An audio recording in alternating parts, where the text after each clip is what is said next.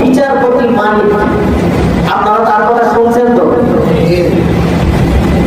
আমি কই ওয়াজ করতেছি, আপনারা বিচারপতি মানিকের কথা শুনেন নাই? ভয় পেয়েছেন? মসজিদ থেকে বের করে দিলেন, এই ভয় পেয়েছেন? আল্লাহ যদি আপনাকে হেফাজত করে, যারা বের করে দেওয়ার চিন্তা ভাবনা করছে তারাই তো দেশে নাই, আপনাকে বের করবে কেন? কিসের ভয়? সে উল্টা পাল্টা রায় দিয়েছে, নিজে বিচারক হইয়া বিচারকের কাজে গিয়ে যখন স্বজনপ্রীতি করেছে, দুর্নীতি করেছে, আল্লাহ পাক তাকে এমন ব্যবস্থা করেছে কলাই পাতার শুয়েও নিজেকে হেফাজত করতে পারে না। ঠিক কি না? আল্লাহ দৃষ্টান্ত দিয়ে দিয়েছেন।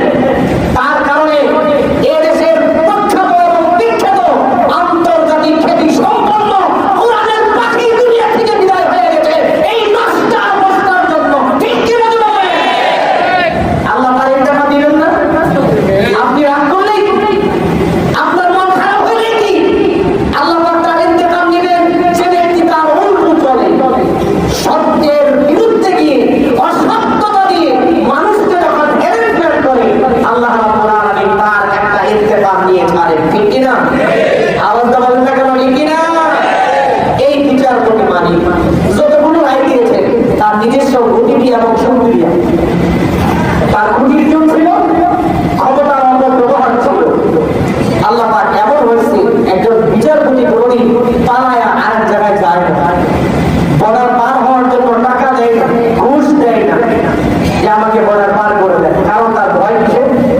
বিচার ভালো করতে পারে নাই। আওয়াজটা বলেন না, বিচার ভালো করতে ভাই আমার। এই জন্য দুনিয়ার এই বিচার আল্লাহ তাআলার কাছে সেদিন সব খোলাসা হয়ে যাবে। সেদিন কি হবে? খোলাসা হয়ে যাবে। আল্লাহ পাক সবাইকে বলবেন, এই জন্য তোমার কাজ ভালো না খারাপ, এই জন্য আইয়ুকুম আহসানু আমালা, সুবহানাল্লাহ, তোমাদের মধ্যে কে ভালো কাজ করে। তোমাকে এমন এমন জায়গায় বসানো হয়েছে, তোমার একটা কলমের খোঁজায় তুমি হাজার হাজার কোটি টাকা লুটপাট করে নিতে পারো। এরকম জায়গা মানুষকে দেয় কি দেয় না? বলেন আওয়াজটা বলেন না, দেয় কি দেয় না?